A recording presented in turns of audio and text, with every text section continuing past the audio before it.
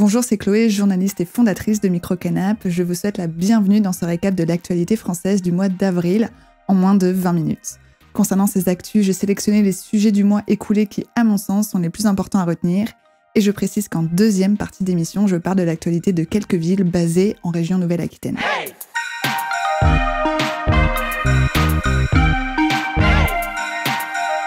Micro-Canap!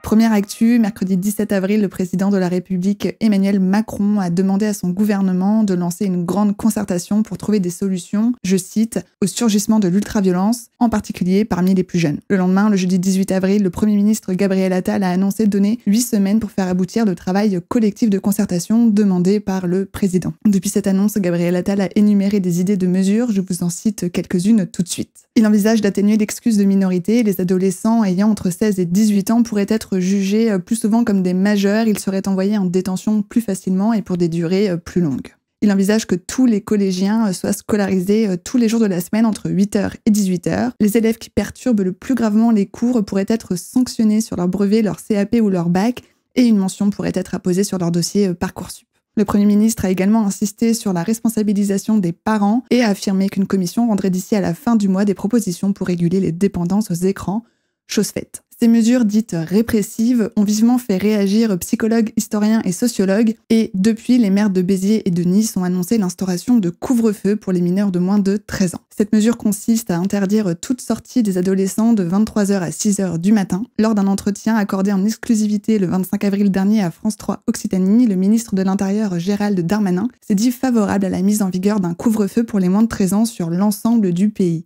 Durant son allocution du 17 avril, le Premier ministre a appelé à un sursaut de la société et a promis des mesures extrêmement fortes après plusieurs cas de violence entre jeunes, parfois mortels, durant le mois d'avril. En effet, Shemseddine, un adolescent de 15 ans, est mort le vendredi 5 avril après avoir été passé à tabac près de son collège à Viry-Châtillon en région Île-de-France. 4 jeunes hommes ont été mis en examen pour assassinat. À Montpellier, en région Occitanie, Samara, une adolescente de 13 ans, a été rouée de coups devant son collège le 2 avril dernier. 5 mineurs âgés de 14 et 15 ans ont été mis en examen pour tentative de meurtre sur mineurs de moins de 15 ans et placés sous contrôle judiciaire. À Grande-Synthe, dans les Hauts-de-France, Philippe, 22 ans, est décédé des suites de son agression. 3 mineurs ont été mis en examen pour assassinat. À Romans-sur-Isère, en région Auvergne-Rhône-Alpes, Zachariac, 14 ans, est décédé des suites d'un coup de couteau. Il s'est interposé pour empêcher une bagarre. 4 hommes de la même famille ont été mis en examen le vendredi 12 avril. À Châteauroux, en région Centre-Val de Loire, Mathis, un adolescent de 15 ans, est décédé des suites d'une agression à l'arme blanche. Un adolescent âgé de 15 ans a été mis en examen pour meurtre et placé en détention provisoire. Sa mère a été mise en examen pour violence volontaire sur personnes vulnérables.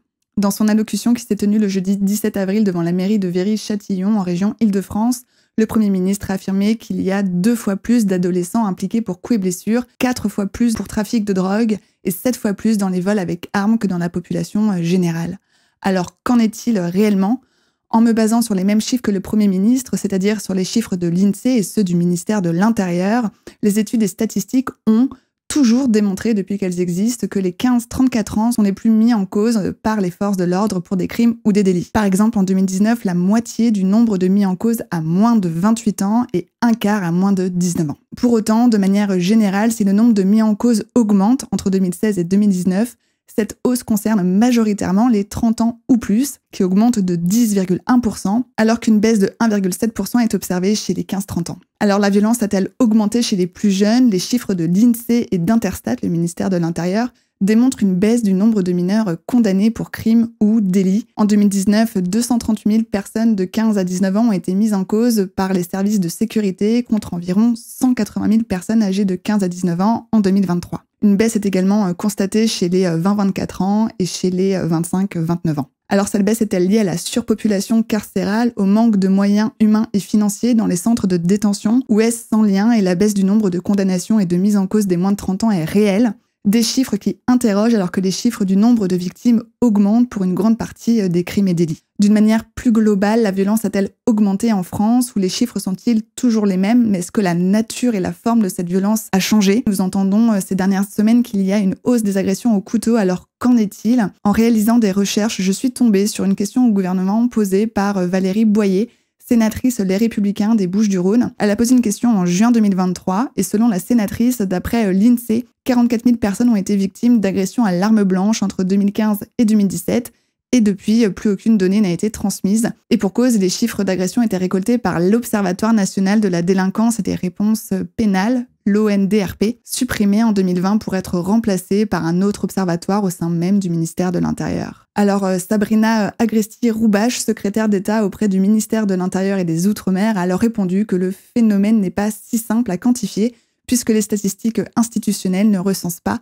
en tant que telles, les attaques à l'arme blanche. En effet, la qualification des infractions telles quelles résulte du code pénal et ne permet pas de distinguer l'usage des armes blanches du recours à d'autres armes. J'aimerais conclure cette première actu avec d'autres questions. Est-ce que les médias diffusent plus qu'avant les faits divers et les faits de violence? Est-ce pour cela que l'on a l'impression que notre société est plus violente qu'avant? Les réseaux sociaux et l'actualité immédiate ont-ils un rôle à jouer dans cette perception de l'ultra-violence? D'autres questions se posent aussi concernant la médiatisation et la politisation de la violence et des faits divers.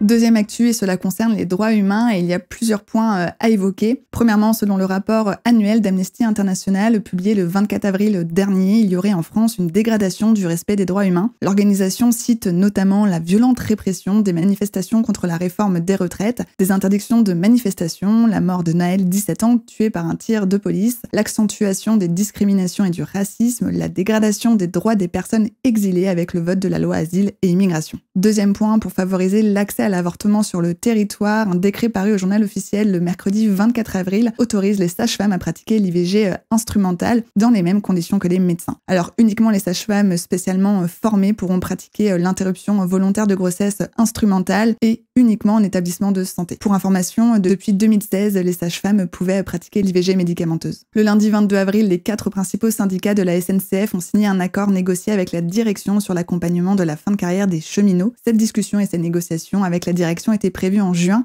mais ont été avancées pour éviter de nouvelles grèves prévues en mai. Le nouvel accord concerne particulièrement les cheminots qui occupent des métiers pénibles, aux horaires décalés ou du travail de nuit. Les cheminots concernés pourront bénéficier d'une cessation d'activité anticipée qui permet un départ à la retraite. L'accord propose de scinder la fin de carrière en 2 périodes, l'une où le salarié travaille et est payé à 100%, puis une autre où il ne travaille plus mais reste payé à hauteur de 75%.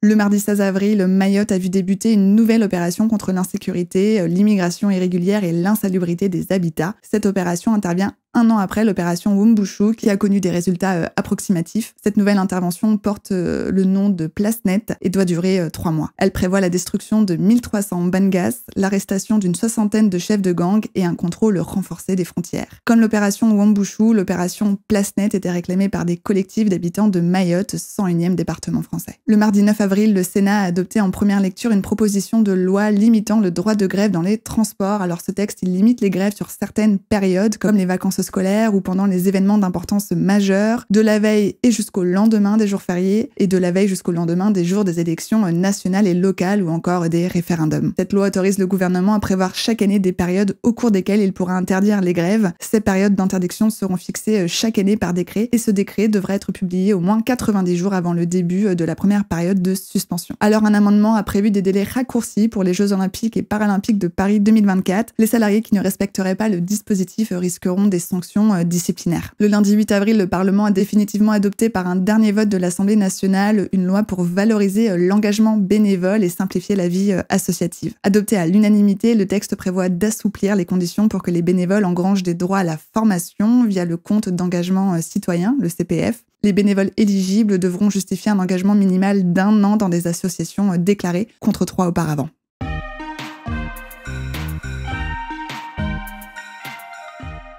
Troisième actu, cela concerne l'immigration. J'en ai déjà parlé dans le récap actu du mois de mars. Le parti politique Les Républicains a déposé mardi 12 mars son référendum d'initiative partagée sur l'immigration qui reprend partiellement les mesures censurées en janvier par le Conseil constitutionnel. Alors le Conseil constitutionnel, il a rendu sa décision le 11 avril dernier et il rejette sur le fond la demande de référendum d'initiative partagée des Républicains, jugeant cette requête contraire au préambule de la Constitution de 1946. Alors qu'est-ce que ça veut dire ? Avec cette décision, les juges constitutionnels rejettent ce qu'ils perçoivent comme une mesure cherchant à instaurer une préférence nationale. Si vous posez des questions sur l'immigration en France, j'ai fait une vidéo sur la réalité de l'immigration en France. Je vous mets le lien en description de cette vidéo.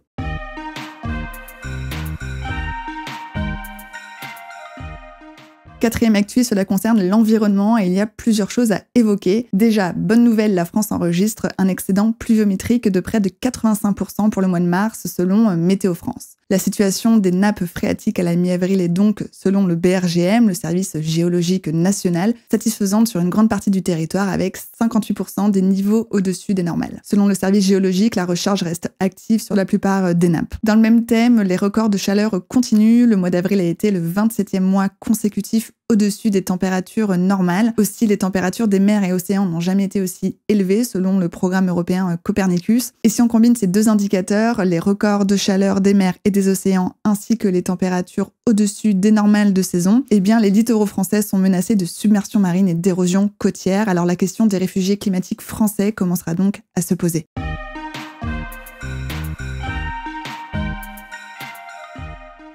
Cinquième actu, et cela concerne la santé. Le jeudi 4 avril, les députés ont adopté à l'unanimité, en première lecture, une proposition de loi pour restreindre la fabrication et la vente de produits contenant des polluants éternels, ou ce qu'on appelle les PFAS. Et au sujet des polluants éternels, eh bien, les eaux minérales en bouteilles françaises sont concernées par un scandale sanitaire.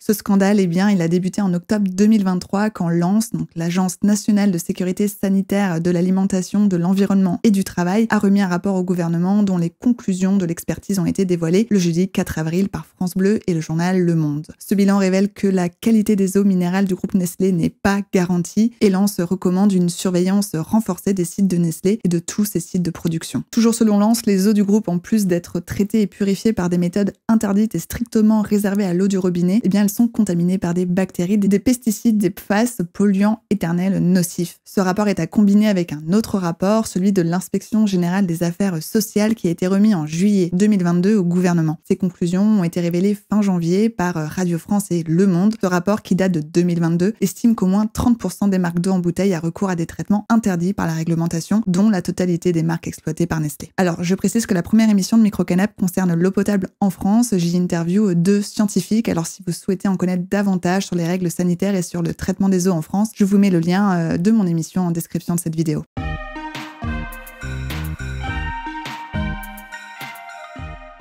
Sixième actu, et cela concerne l'agriculture. Alors, il y a plusieurs sujets dans ce sujet. Premièrement, Intermarché, Auchan et Casino se sont alliés pour négocier leur achat ensemble pendant 10 ans, espérant, je cite, pérenniser et développer des partenariats avec le monde agricole et les acteurs industriels français sur le long terme. Deuxièmement, pour apaiser la colère agricole, le Parlement européen a adopté une révision de la PAC, la politique agricole commune, qui assouplit les règles environnementales. Une décision qui a vivement fait réagir les associations environnementales, la gauche et les écologistes. Troisièmement, toujours à ce sujet, le samedi 27 avril, le Premier ministre a annoncé une nouvelle série de mesures pour venir en aide aux agriculteurs et répondre à leurs revendications. Au total, ce sont 14 mesures qui ont été annoncées, dont la pension de retraite qui sera calculée dès 2026 sur les 25 meilleures années de revenus. Sur le volet financier, à travers BPI France, des prêts d'une valeur maximale de 75 000 € vont être accordés et le gouvernement prévoit également une enveloppe de 50 millions d'euros pour des projets d'adaptation au changement climatique pour les agriculteurs des Pyrénées-Orientales, de l'Aude et de l'Hérault. Alors Matignon s'engage également à accélérer 100 projets de stockage d'eau, des projets largement contestés par les associations environnementales. Ces mesures, elles ont été annoncées, mais cela ne veut pas dire que la loi est votée. Ce projet de loi agricole est examiné à l'Assemblée nationale depuis le lundi 29 avril pour un vote prévu à l'été 2024. Côté syndical, la FNSEA est favorable à l'esprit du texte, mais attend d'autres mesures. La Confédération paysanne, 3e syndicat, critique le projet de loi qui profite aux tenants de l'agro-industrie, je cite. Emmanuel Macron a annoncé recevoir les syndicats agricoles le jeudi 2 mai à l'Elysée pour évoquer les perspectives de l'agriculture française et européenne.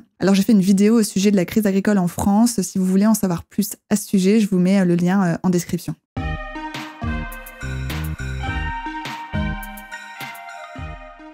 Septième actu, et cela concerne les élections européennes. L'eurodéputé Pierre Larrouturou et son mouvement Nouvelle Donne lancent sa liste pour les élections européennes du 9 juin prochain. C'est également le cas pour le parti Allons Enfants.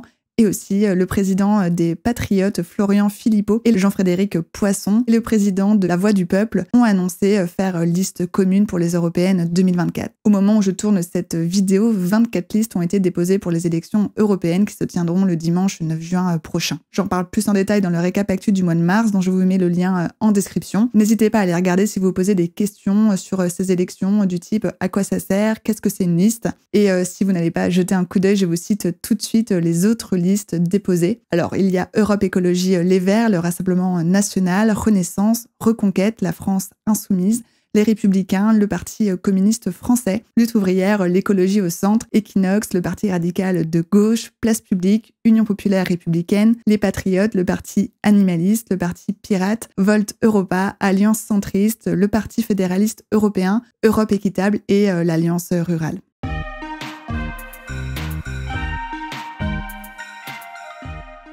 Huitième actu, la France a été secouée par plusieurs manifestations et plusieurs grèves dont je vous explique tout de suite les raisons. Le mardi 2 avril, une nouvelle grève pour réclamer l'abandon des groupes de niveau au collège et obtenir davantage de moyens s'est déroulée à l'appel des différents syndicats de l'éducation nationale. Au total, on décompte 15% de grévistes. Cette création de groupes de niveau a été initiée par Gabriel Attal lorsqu'il était ministre de l'Éducation nationale. Elle s'inscrit dans le cadre de la réforme du choc des savoirs. Les groupes de niveau seront effectifs dès la rentrée 2024 pour les élèves de 6e et de 5e en mathématiques et en français, avec un élargissement au 4e et 3e en septembre 2025. Aussi, concernant la carte scolaire de cette réforme choc des savoirs, les maires réclament une visibilité à 3 ans concernant les fermetures des classes. Le mercredi 3 avril, les salariés du groupe SEB, dont la marque Tefal est l'une des filiales, ont manifesté contre la proposition de loi sur les PFAS, dont une partie du projet de loi visait à interdire les PFAS dans les ustensiles de cuisine. Les salariés du groupe français ont eu gain de cause. En effet, les députés ont adopté une proposition de loi qui vise à réduire l'exposition aux polluants éternels sans interdire les ustensiles de cuisine qui en contiennent. Le samedi 6 avril, une centaine d'étudiants ont manifesté contre la réquisition des logements du Crous pour les Jeux Olympiques et Paralympiques 2024 devant le ministère des Sports à Paris. Au total, 12 résidences du Crous sont concernées dans lesquelles résident 3000 étudiants. Le mardi 9 avril, 500 salariés de l'IRSN, Institut de radioprotection et de sûreté nucléaire, ont manifesté contre l'adoption le même jour du projet de loi de la sûreté nucléaire qui prévoit dès le 1er janvier 2025 la création d'une autorité de sûreté nucléaire et de radioprotection, l'ASNR. Cette autorité de sûreté entraîne la fusion entre l'ASN, la gendarmerie des centrales, et l'IRSN, chargée de l'expertise technique. Cette fusion inquiète car si aujourd'hui l'expertise et le contrôle nucléaire se distinguent dans un système dual, le regroupement de ces deux instituts fait craindre une perte d'indépendance des experts et un manque de transparence pour le public. Le mercredi 24 avril, les étudiants ont organisé un rassemblement pro-palestinien au sein de Sciences Po Paris, 1 mois et demi après avoir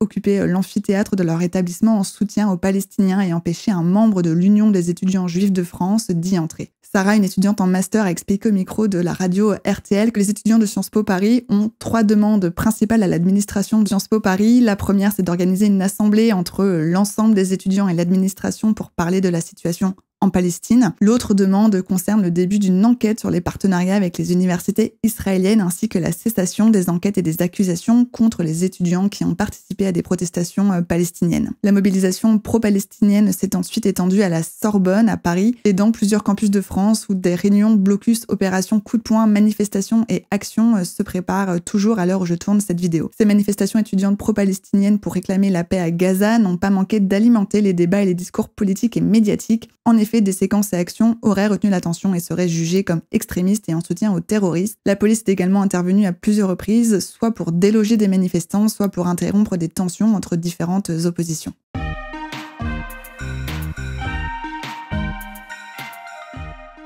9e actu et ça concerne les réseaux sociaux. Commençons avec TikTok qui a lancé au début du mois d'avril TikTok Lite, une nouvelle version rémunérant les utilisateurs pour qu'ensuite l'Union européenne réclame des explications à TikTok sur ce service. Alors le 25 avril, TikTok Lite a suspendu dans l'Union européenne son système de récompense accusé de susciter de l'addiction. Ensuite, 2e actu au sujet des réseaux sociaux, le mardi 16 avril, le patron de la plateforme X, Elon Musk, a annoncé sur ce même réseau que les nouveaux utilisateurs devront payer des petits frais, je cite, pour écrire et publier sur la plateforme. 3e actu au sujet des réseaux sociaux et cette fois-ci cela concerne Instagram. Le jeudi 11 avril, Meta a annoncé de nouvelles mesures pour protéger les mineurs du chantage aux photos de nus. L'une de ces mesures principales, c'est un contrôleur de nudité paramétré par défaut sur les comptes des mineurs. Il est supposé détecter automatiquement les images avec de la nudité reçues sur la messagerie de l'application et il les rendra floues.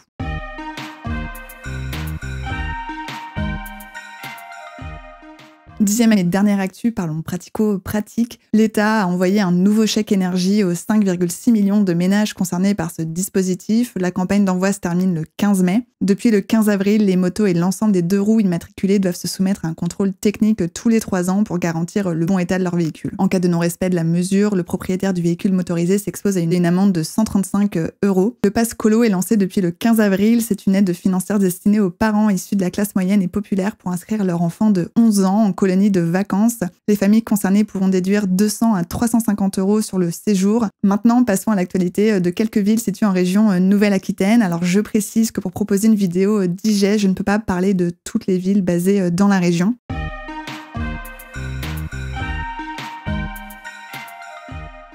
Alors premièrement, direction Poitiers où Grand Poitiers renouvelle son opération chèque vélo assistance électrique. Déjà mis en place en 2023, l'aide à l'achat d'un vélo assistance électrique a repris le mercredi 24 avril. Au total, 1000 chèques sont attribués aux habitants de l'agglomération. Ce chèque permet de bénéficier d'une réduction de 25% avec un plafonnement à 250 €. Pour bénéficier du chèque vélo, les habitants doivent remplir une demande en ligne sur le site de Grand Poitiers. Deuxième actu, et nous restons à Poitiers, la ville de Poitiers, Grand Poitiers et le Centre communal d'action sociale, le CCAS, ont annoncé la mise en place d'un congé menstruel de maximum 2 jours par mois à partir de janvier 2025. Au total, cette mesure concerne 3500 agentes. Cette mesure fait partie intégrante du plan égalité hommes-femmes 2024-2026 de Grand Poitiers. Pour information, la région Nouvelle-Aquitaine a elle aussi instauré un congé menstruel d'une journée par mois en cas de règles handicapantes sur présentation d'un certificat médical pour ses agentes depuis le mois de novembre 2023. Troisième actu, et cette fois cela concerne le département de la Vienne. Mardi 16 avril, la préfecture de la Vienne a annoncé la reconnaissance de catastrophes naturelles pour 45 communes touchées fin mars par des inondations. Cette reconnaissance permettrait aux sinistrés de recevoir les indemnisations plus facilement. Quatrième actualité, cette fois-ci direction la Gironde où 400 citoyens expérimentent depuis le 1er avril une sécurité sociale de l'alimentation. Cette caisse commune de l'alimentation est gérée par les citoyens eux-mêmes et fonctionne sur principe de cotisation et de répartition de l'allocation